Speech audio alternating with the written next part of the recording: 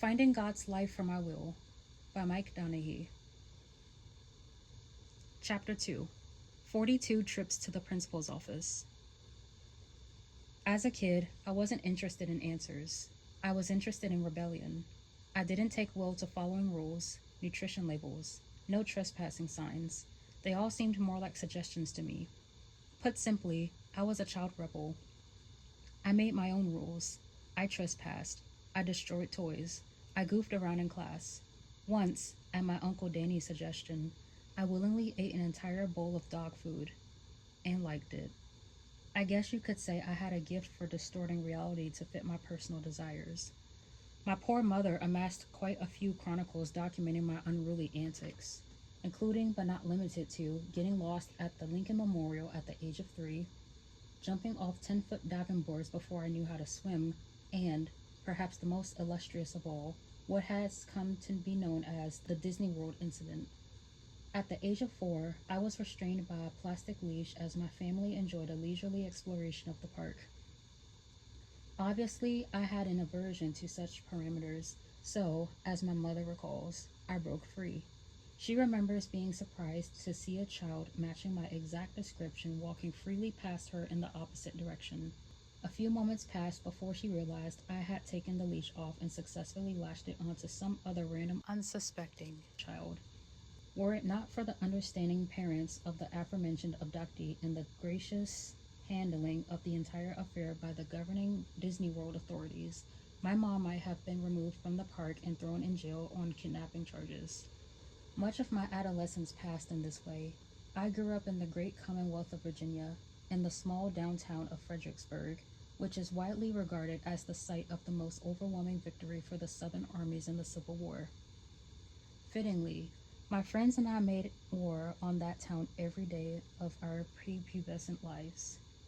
I would say we felt we had successfully conquered and ruled over every square inch of our city by the tender age of 9, all on single-gear bicycles, I might add. I lived a few blocks away from my 2 best friends, Nate and Will. We cruised our huffy bicycles up and down the city streets all day, every day. I'm not kidding. All day, every day. We would hang out with the homeless at the train station while watching the trains flatten nickels on the tracks. We'd cruise the canal path to Carl's, the legendary local ice cream purveyor, and buy jumbo ice cream cones. We'd loiter ominously outside William Street Market, singing bits from West Side Story while sipping Dr. Pepper from glass bottles until dinner time. Whatever trouble you could think up, we'd already thunk it and were already getting into it. We fell off roofs. We tumbled down hills. We got stitches. So many stitches. I'll never forget helping Nate build the most absurdly steep bike ramp at the bottom of his absurdly steep street. Mind you, this was only a few weeks after I crashed my own bike into my 4-year-old sister and knocked her 2 front teeth out. She didn't have front teeth for 5 years. 5 years! You would have thought the incident would have slowed me down. Nope. 14 days later, we were going bigger and better. As if it wasn't enough that the intersection at the bottom of Nate Street didn't have stop signs to halt across traffic as we flew through, we decided to tempt fate further by sliding several plywood boards precariously atop a couple of 2-foot-high logs. When Nate hit our makeshift Evel Knievel stunt track, going what my 9-year-old mind perceived as Mach 3, I remember thinking, wow, I've never seen someone airborne that long. When he hit the pavement and hit his front wheel immediately bent in half like a taco, I remember exclaiming, I've never seen someone skid across pavement that long. Nate's crash slowed him down for a week or 2, but it didn't even put a dent in our love for tomfoolery. We remained ready for mischief. If there was trouble, we were undoubtedly in the midst of it. In middle school, I continued on the same trajectory. During my 7th grade year, I was sent to the principal's office 42 times, which I presume must be the school record. Yes, 42 times. I talked out of turn. I lit things on fire. I hopped up on my desk. Oh, Captain, my Captain style, any time a teacher stepped out of the room.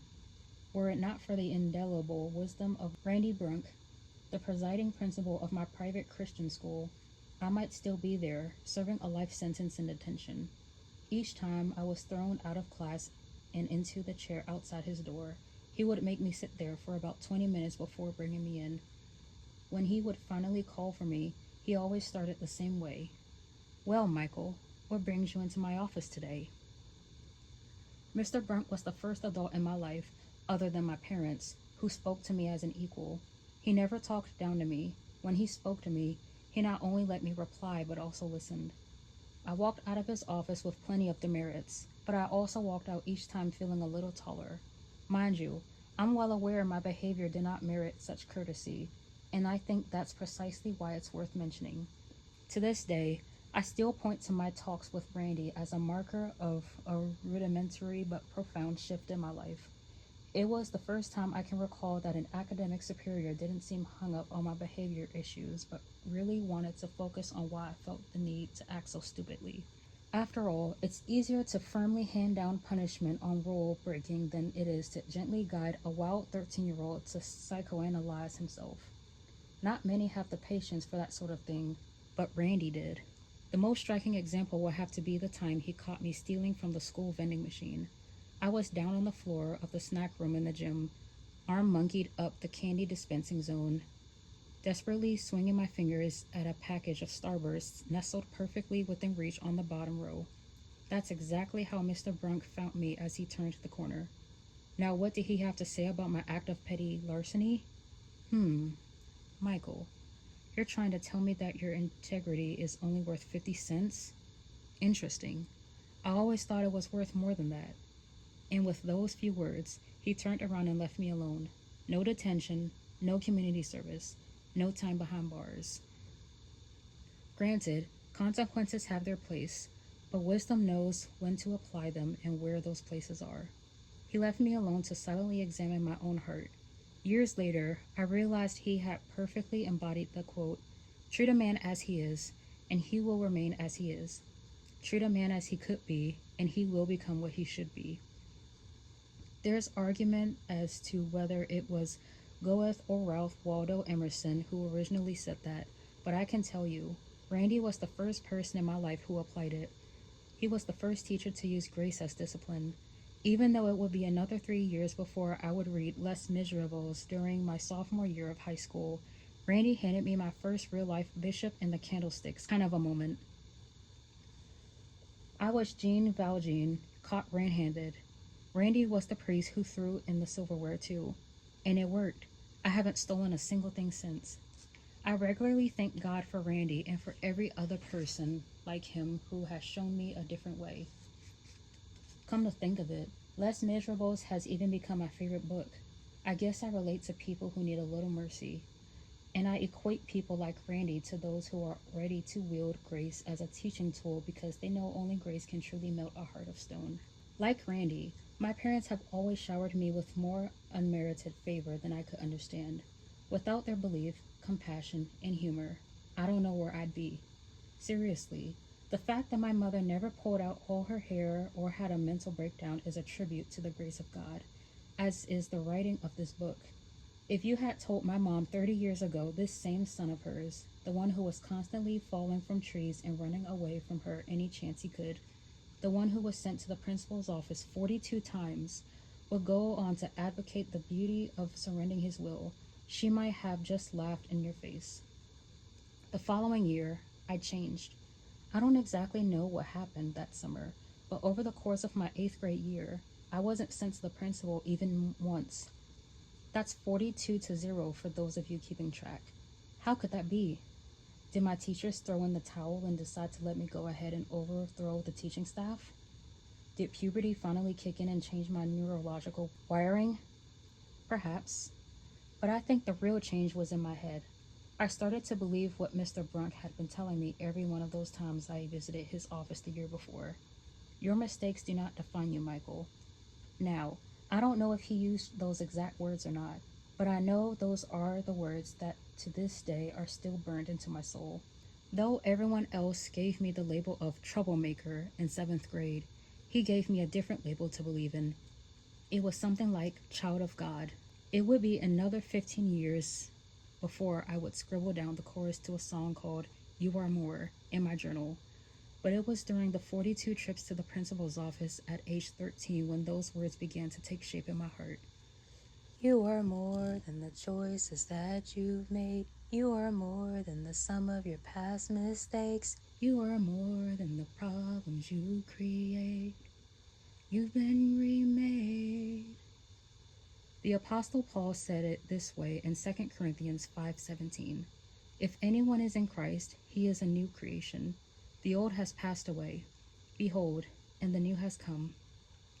I don't know what mistakes you see when you look in the mirror, but whoever you believe is looking back at you, rest assured that is who you will act like.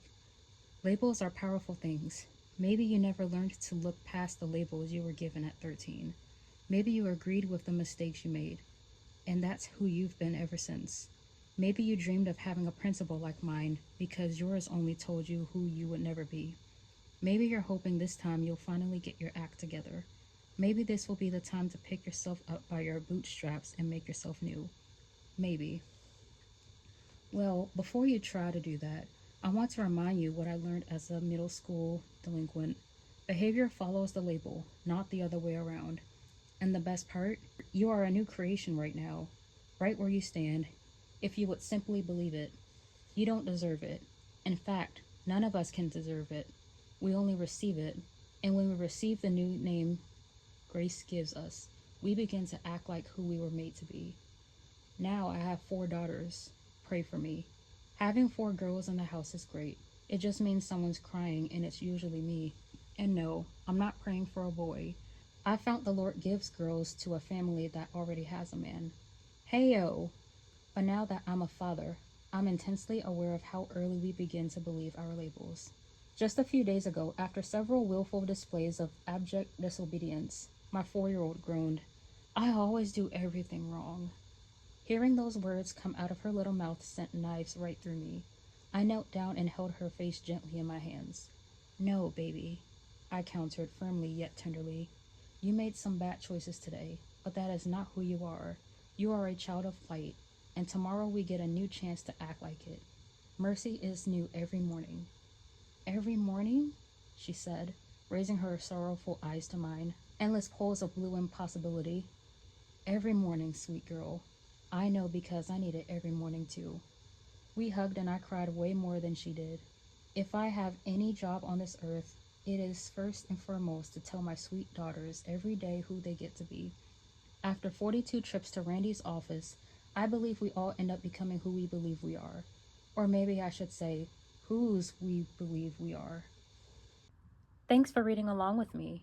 See you guys soon.